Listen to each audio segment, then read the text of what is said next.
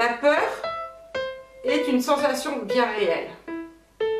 Tu as peur, mais tu fais quand même. Vous êtes deux personnes aussi importantes l'une que l'autre. Le miroir de la personne qui l'exprime.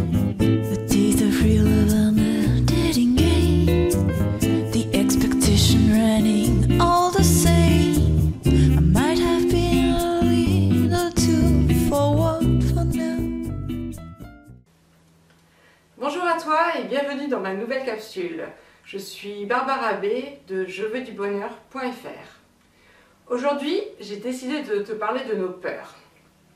Il y a peu, lors d'une balade en forêt, je suis tombée coup sur coup sur une vipère et une couleuvre. N'aimant pas particulièrement ces animaux à sang-froid, je me suis mise à paniquer énormément.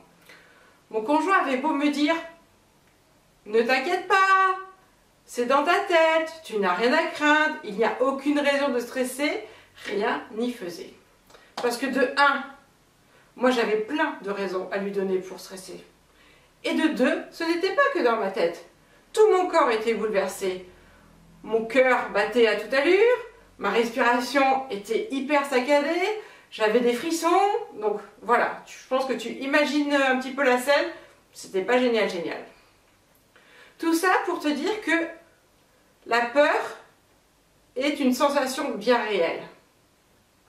Même si tu sais que c'est un produit de ton imagination, ça n'y fait rien. Le savoir, en être conscient, c'est un premier pas. Mais ça ne change rien au final. C'est pour ça que j'ai décidé de partager avec toi 3 clés.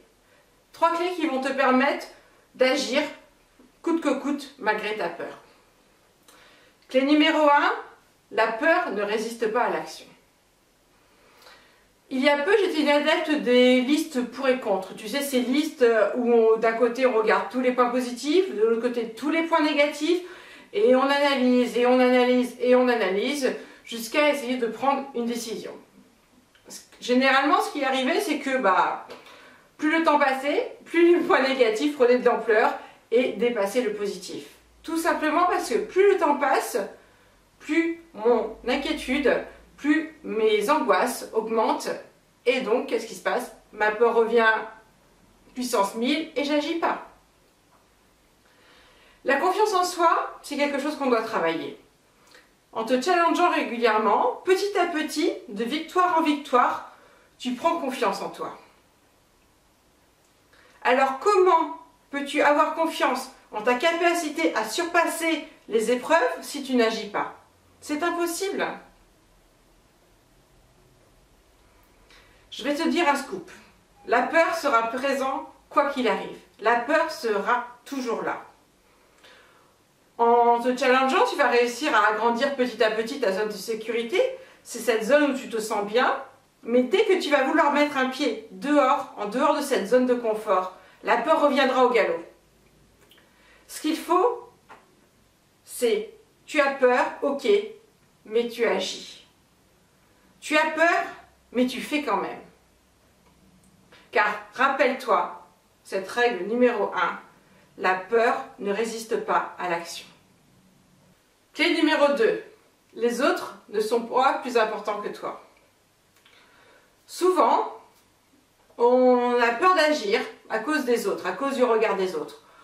On leur donne un pouvoir destructeur qui ne leur appartient pas. On leur donne une emprise sur nous qui n'est pas normale. Les autres sont comme toi et moi.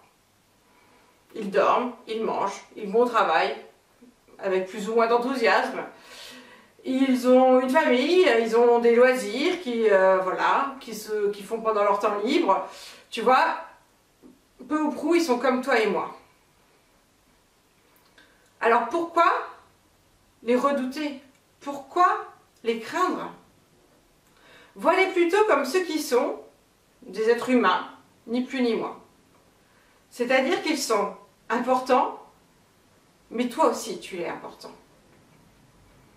Alors les prochaines fois où tu auras peur des autres et que ça t'empêchera d'agir, rappelle-toi cette clé essentielle. Vous êtes deux personnes aussi importantes l'une que l'autre. Il n'y en a pas une plus importante que l'autre. Et puis, tu verras en agissant que, généralement, les retours des autres sont plutôt positifs. Il y a plus de bienveillance que de négatif dans leur retour. Et quand bien même si les retours sont négatifs, voici la clé numéro 3. Ce que disent les autres ne te concerne pas. Si tu agis de façon alignée avec toi-même, si tu sais que ce que tu fais est juste, tu n'as pas à craindre le retour négatif des autres. Les commentaires des autres, le retour négatif des autres ne te concerne pas. C'est-à-dire qu'ils expriment eux-mêmes leur propre peur, leur propre souffrance dans leurs commentaires. Peu de personnes arrivent à rentrer en communication sans prendre avec lui tout un sac à dos de peur, de souffrance, de croyances limitantes, de vécu.